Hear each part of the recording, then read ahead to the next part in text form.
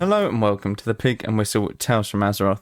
As always, here at the Pig and Whistle Inn in Stormwind, I go for a variety of subjects with regards to World of Warcraft. So grab a bottle or a pint, sit back and enjoy. This episode, we'll be looking at the War Within and their sort of roadmap that they gave us a couple of weeks back.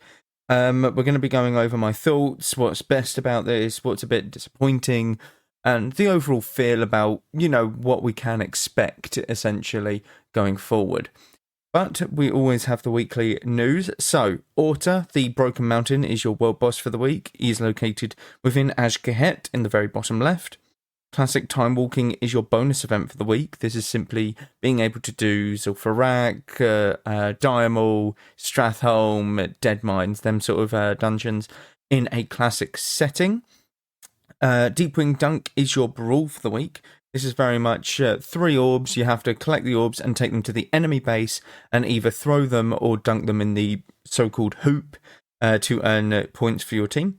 And Oblivion and Fortified are your mythic affixes. Oblivion is very simple. There are these orbs that get put on the ground. There's about 5 of them usually. And you can kill the shield and kill them. You can CC them in any form. So Typhoon, hard CC like cyclones, stuns, anything like that, or kick them. And they will shatter, giving you a buff, as well as fortified. This means that the non-boss enemies have increased damage and health, so make sure you bring a talent build that can accommodate for that. So, we will start off with the 2025 roadmap. We obviously have quite a few things to look at here. We have a potential Legion time walking, not time walking, but remix. We have, obviously, the player housing. We have new Plunderstorm again. We have Midnight Reveal. But what we will do is we'll do the major patches and the small things in between. Or I say small things, they're quite big things. In between is what we will be discussing. So we start out before patch 1.1, which is next month. It is mid-December, according to Blizzard. We are going to have Plunderstorm. Now, Plunderstorm is coming back in a different kind of way. So it's the same concept, same game mode, but you earn the currency. You earn the Plunderstorm currency, and through this currency, you get to buy what you want to buy. Okay, there is no renown system. That's what people hated, because it meant that you had to do all 40 renown levels in order to get a piece of like gear or the transmog and the mount. People didn't like that for obvious reasons, because it felt like you had to do the content. And I know not a lot of people like being forced to do content. I find it quite ironic that the first PvP piece of content that rewards cosmetics, PvE players cry about. And, it's an absolute travesty. But, it is what it is.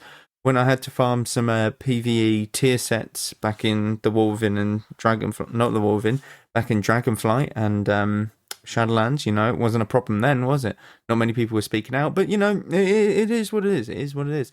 But when you go into Plunderstorm, you earn this currency. Currency you earn, you'll be able to buy items at the sort of trading post there. Now, this is very good. I think the highest sort of price thing is around 20,000. I want to say it's around that sort of price. Primarily, you would earn a decent amount of plunder. You would earn... God, I'm trying to think. I think I earn about 10k in one of the games if you win it. I think around that, plus the bonus for winning and stuff. So you can earn quite a fair amount in one game. It is very, very efficient at doing so. But remember, you do not have to do this. This is not going away now. This is not a limited time event. This will be there always, Plunderstorm. And I think that it's a very good addition to the game. I think that it's very needed. And I'm glad that it's back. My hope is that they will expand on Plunderstorm and actually add a couple different maps. Arathi Highlands is amazing for it. I think Arathi Highlands is an amazing zone for it.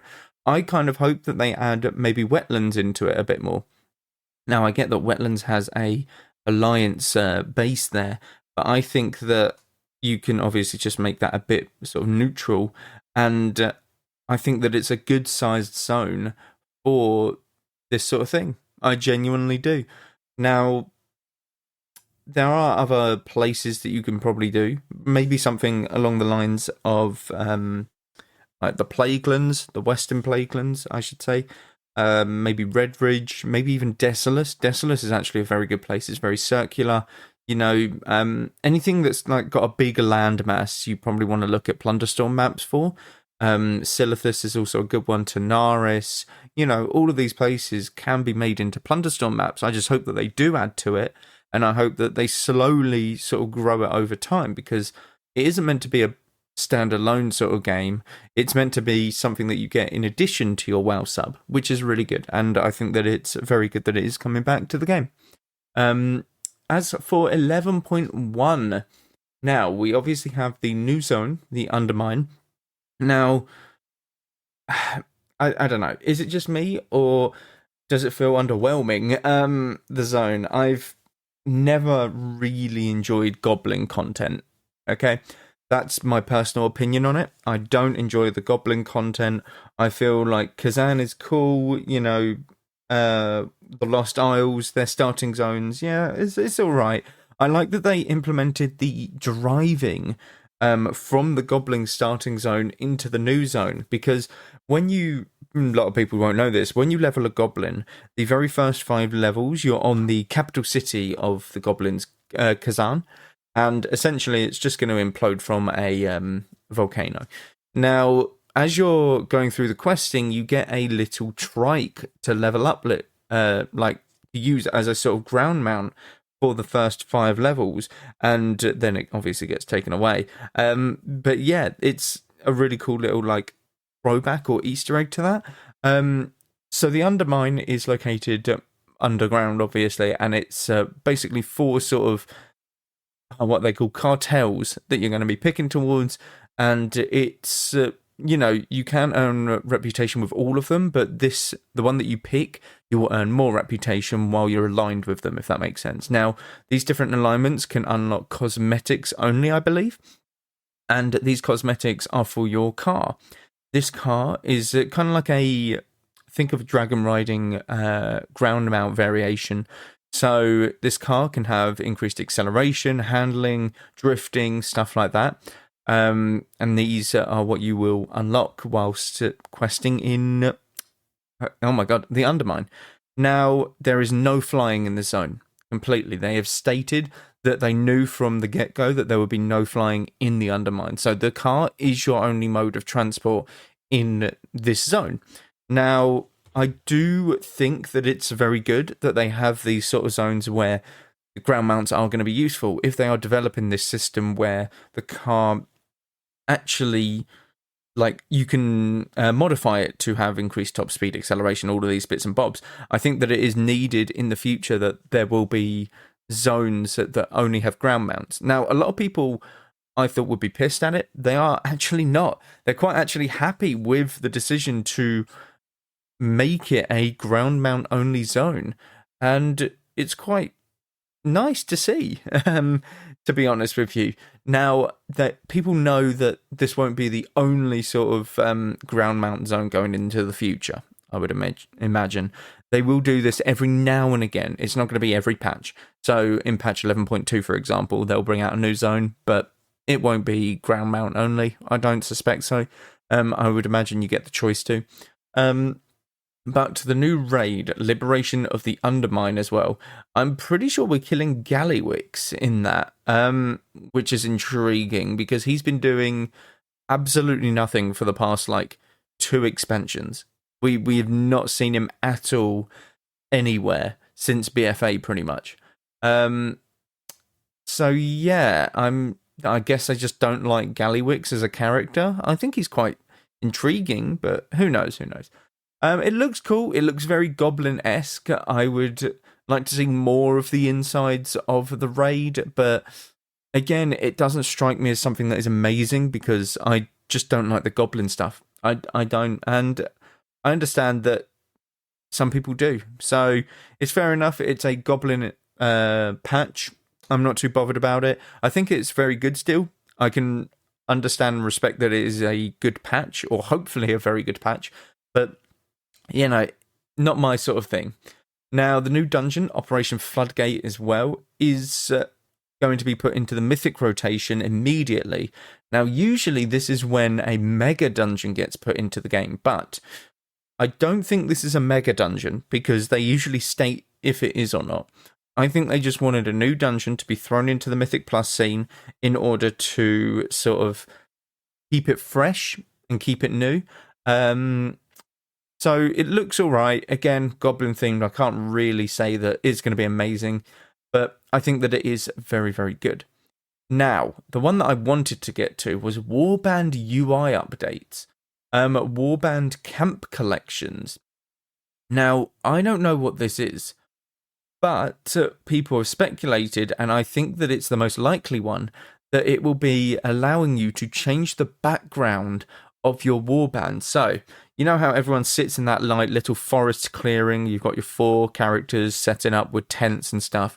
I think you will be able to change the background of that to wherever you want. You can go around and collect them like cosmetics. You can have maybe Ice Crown in the background, or Grizzly Heels, or Val'sharah, or Azuna, Suramar, stuff like that. I don't think they will add every single zone or collection into the game at the moment. This is something that they can add constantly throughout the expansions and be like, oh my god, there's a Northrend War Camp collections pack out now, and that's in like midnight that they'll release it. I think they'll start with the War Within and Dragonflight probably zones.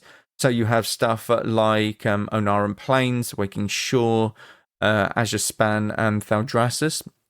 And then you obviously have the Ringing Deeps, Donegal, Hallowfall, which I'm pretty sure everyone will go Hallowfall if it is allowed to be a background drop. If it's a background drop and it's got Beldar in the background and it changes colours, yes, give me that all day. Easily Hallowfall. That is what I'm going for. You cannot change my mind. It's that simple. As for everything else to do with the warbands, they are adding stuff constantly throughout the expansions. Throughout the expansions. So in 11.2, they will add something into a warband update. It seems like there's every single major patch another warband update. They don't give specifics, but this is what we will be getting as sort of continued updates on constantly, which is really, really good. Now, in 11.2, hold up. Actually, I want to speak about 11.1.5. So, there's new content called Nightfall. Now, I don't know what Nightfall is, but it's linked with Horrific Visions are revisited. Now, this is going to be very story-driven. I would imagine from now on, the story-driven content is going to be in the 11 or the 0.1.5s or the 0.5 patches, because yes, you can have major like story quests happening in the major patches, so 0.1, 0.2, 0.3, etc.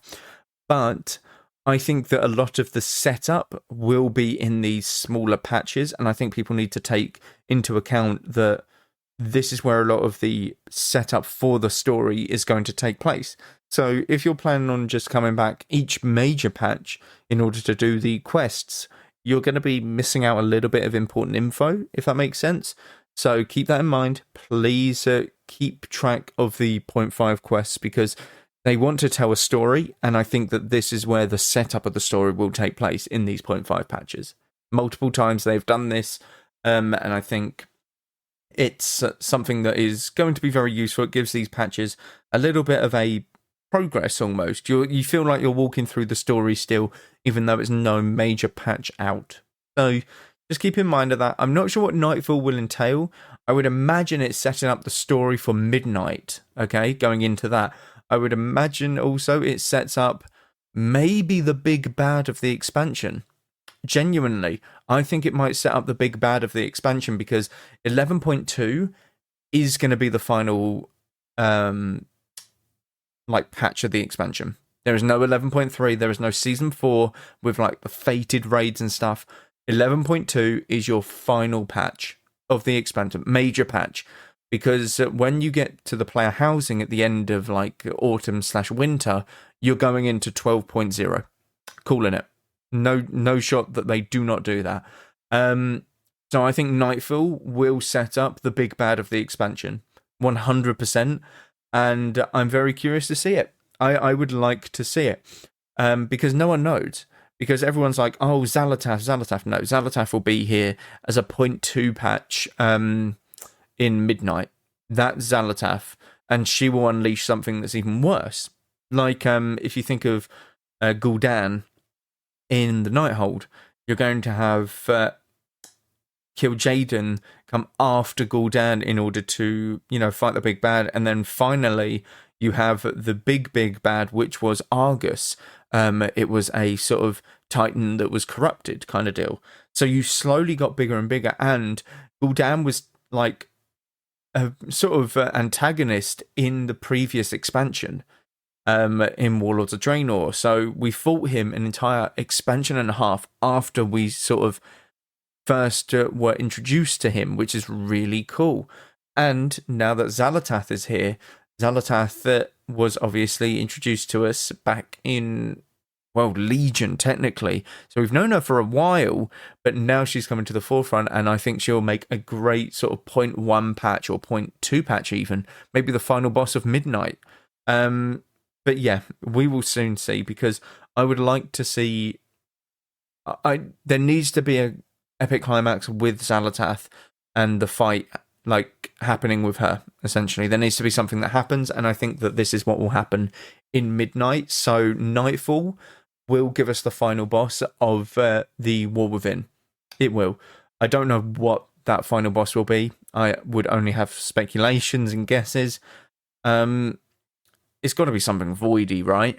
It's got to be something voidy that Zalatath's been working on in the background.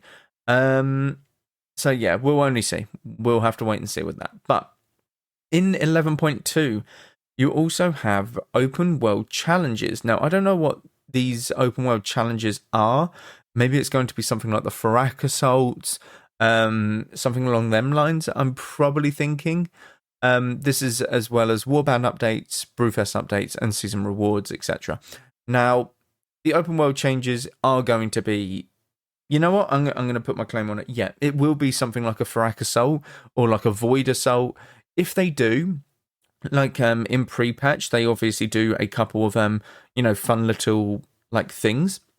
So, for example, in Wrath of the Lich King, you had the Scourge Invasion.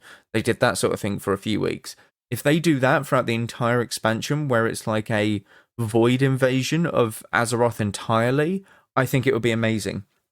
And you're constantly traveling around Azeroth to help quell these invasions and stuff like that. I think that's what open world challenges are, and I think that's kind of what I'm hoping for. I think it will be cool to bring the actual WoW, like the original continents, Kalimdor and Eastern Kingdoms, back into the game somehow, but I think that's going to be very tough, and you probably want to obviously show off your new work in Dawn of Gol and the new zone that they will release in 11.2 as well. So don't think that will happen, but that's what open world challenges will be. It will be something along the lines of, Farak Assaults. Now, after 11.2, we do get an expansion reveal. We don't really know when this will happen, though, exactly. We just know that it will happen before the 0.25 release. This could mean a day before the release, or this could mean a few months before the release. We just don't know. Straight up, we don't know. But within this time period, you start to see the roadmap go green, and it's pretty much confirmed that we're going to be getting Legion Remix. Now, Mists of Pandaria Remix was very, very good. It was one of the better remixes in my honest opinion, and I think that, they did it quite well. They did it justice, and Legion has some of the best content in the game. Legion has some of the best content in the game, and without a doubt, it's one that many people who started playing WoW wish that they lived through it, because I know people who haven't played Legion and are very much wanting to at least experience it. Now, the problem with this is you will need cosmetics, and for a lot of people, weapon cosmetics are some of the most important things within the game. Now, Legion didn't have any weapons throughout the entire expansion because all of our weapons were the artifact weapons. So, my thought on this is they will add back more weapon cosmetics for Legion for your artifact. Now, here's the best one. This will include the original Mage Tower ones. That includes the bear forms, the cat forms, and stuff like that for druids. I think they will add it back, and I think that they will give you the original Mage Tower weapon transmogs, essentially, for it. I think that'll be amazing. I think that we've had it long enough, and I think people who want stuff like that, like the cat form and bear form, are really sought after for druids. I think that it's a very good thing to do. Definitely not because I want the bear form. That's definitely not the reason. But I would like to see what cosmetics they bring into Legion time or remix. Sorry.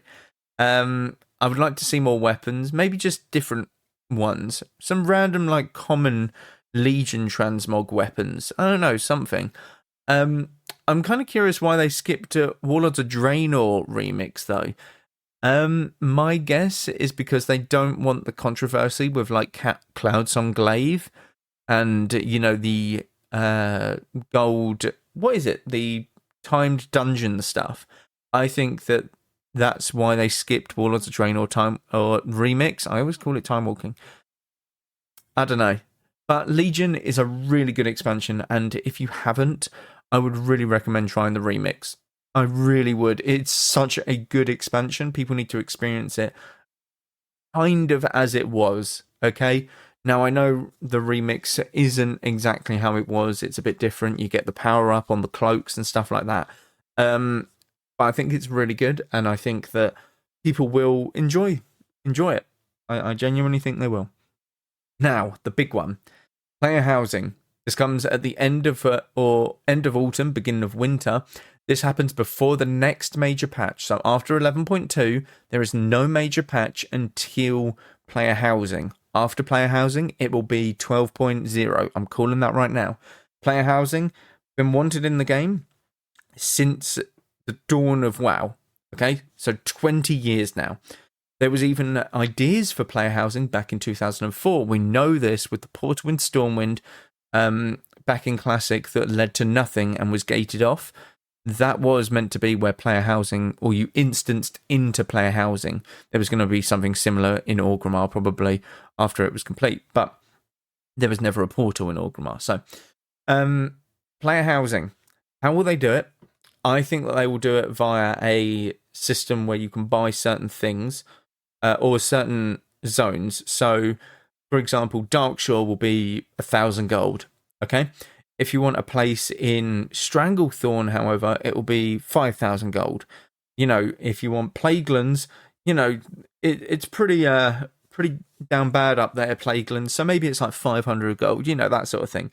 Now, I think that this is maybe the way they'll do it. I don't see how they'll do it instanced-wise. But my idea is that they kind of get a clean slate of the world. So all you have is like towns and cities, and towns, cities, and the foliage around the world, so like trees and stuff. And you can maybe just put your house where you want within this world. It's going to be tough though, and you can share it with other people. So if you want, like, if there's a group of 4 of you or something, you can all be in the same instanced world and put your houses where you want and sort of customize them that way. I really don't know how they're going to do it. I'm very intrigued, and I would like to see a PTR with it or a very early alpha build, but I just don't know how. And whatever iteration they bring into WoW, people will complain. I know that very much, but player housing, just like the UI or the Warband UI stuff, is a sort of evergreen feature. You can essentially keep adding to it as the expansions roll on. Now, you're going to start with, obviously, being able to decorate your home. You're going to start with being able to buy a certain sized house, I would imagine. If you are able to freehand build your house, I would be so impressed. But I don't think that sort of technology would work in WoW. Kind of like The Sims, like how you build your house. I do not think that technology will work in WoW, just because of how WoW is built. But again, I could be proven completely wrong. I have no idea if that's true or not. I'm just speculating at this point. You'll be able to decorate your house, probably be able to decorate the wall color, the outside of it, what mounts you have on show. You can maybe have like a stables or a workshop, stuff like that for your blacksmithing, for your alchemy. I would imagine you can have one main building and then 3 sort of optional buildings. Okay, so 1 stables and 2 for your professions. Kind of like your garrison, but not at the same time. I would imagine they learn from the garrisons, and the garrisons were good in my opinion. I just think that they were very isolated.